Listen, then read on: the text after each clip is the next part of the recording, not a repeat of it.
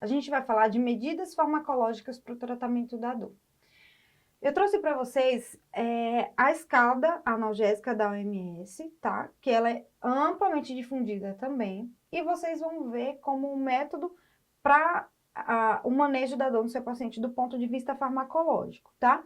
Vale ressaltar aqui que em algumas situações pode ser um pouquinho mais específico, né? Quando você já vai tratar de um paciente com dor crônica, você não vai começar a avaliação na parte mais baixa da escada, tá? Mas aqui é uma avaliação geral, né? Quando você começa a entender ali o contexto do seu paciente, ou é um paciente que não tem nenhuma situação ali relacionada com dor crônica, tá bom?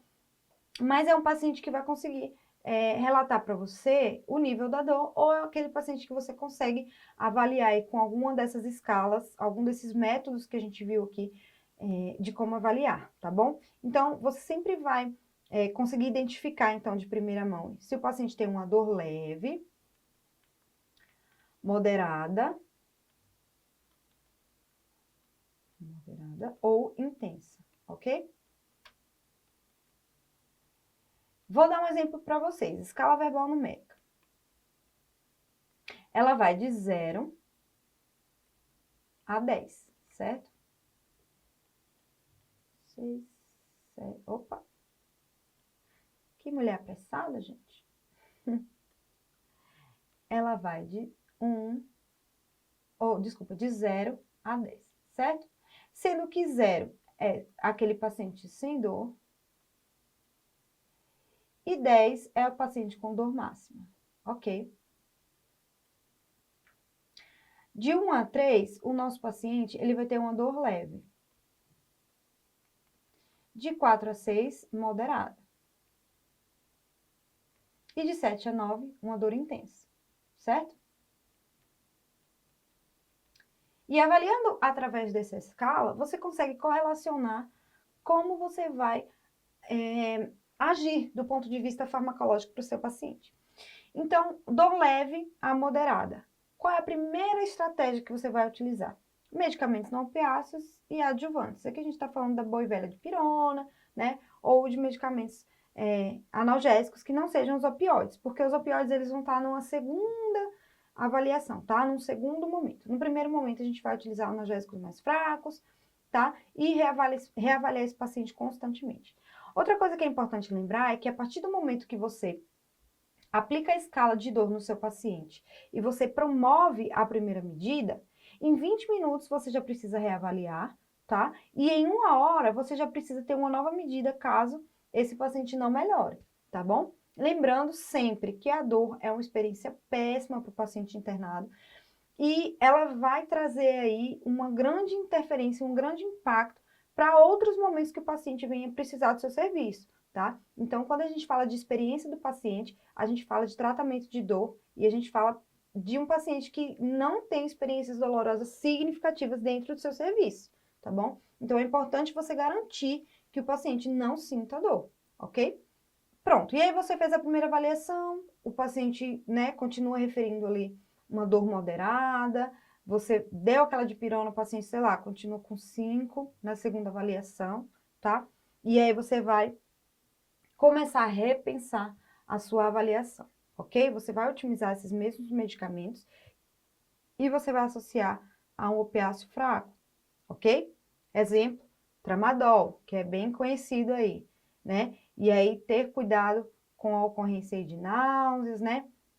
Já otimizar aí um antiemético para o seu paciente também, ok? Que é bem comum a gente observar aí a ocorrência de náuseas no paciente que recebe tramadol. Então, importante essa segunda avaliação. Se o paciente continuar com a dor moderada, você tratar com um opiáceo fraco. E se na segunda avaliação o paciente estiver em dor leve, 3, você segue na parte de baixo da escada, ok? Você só vai subir a escada a partir do momento que a dor do paciente na reavaliação fica maior, ou se mantém naquela mesma intensidade avaliada anteriormente. Aquele paciente que era 6, depois ficou 5, que era 6, depois ficou 4, tá? Você mantém ele no mesmo nível da escada, ok? Não resolveu, o paciente agora está com 7 de dor. É aquele paciente que já está com uma dor mais intensa. Então, você vai associar aqui já a um opiáceo forte, a exemplo da morfina, né? É um opiáceo mais forte aí, é uma medicação que tem uma ação bem rápida, né? Mas é uma ação bem potente, é um tipo de medicamento que costuma realmente ajudar nessas situações, né? E você vai ver ser bastante utilizado dentro da terapia intensiva, principalmente nos pacientes de cirurgia ortopédica, de cirurgia cardíaca, que são pacientes que têm experiências aí bem complicadas, né, em relação à dor. Então, você vai ver a associação da morfina aí bem frequentemente nos pacientes de cirurgia ortopédica e cirurgia cardiovascular, ok?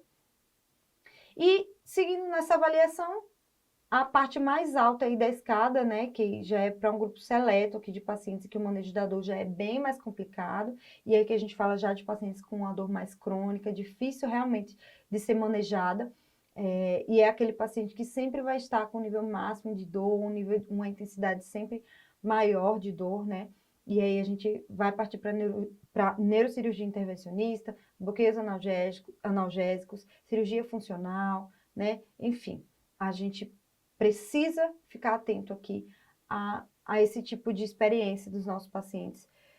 Eu vou trazer um exemplo aqui para vocês do transplante pulmonar, né? Eu trabalho muito com pacientes de transplante pulmonar e são pacientes que têm uma experiência bem difícil, né, no manejo da dor, ainda mais porque geralmente são pacientes que já tiveram uma criação aí com bastante experiência dolorosa, né? Porque a gente fala que exatamente daqueles pacientes de fibrose cística, que são crianças, né? Que já têm experiências bem complicadas em relação à dor.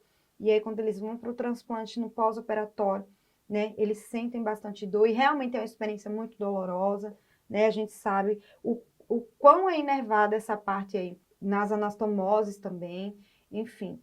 Então, o paciente de transplante de pulmão, ele geralmente vai vir com a bombinha de PCA, que é aquela analgesia controlada pelo paciente, né? Então, vai ser muito comum você encontrar pessoas que recebem essa analgesia, aí, seja endovenosa ou seja no catéter peridural, mas um manejo aí bem mais eficiente, bem mais direcionado aí do controle da dor, certo?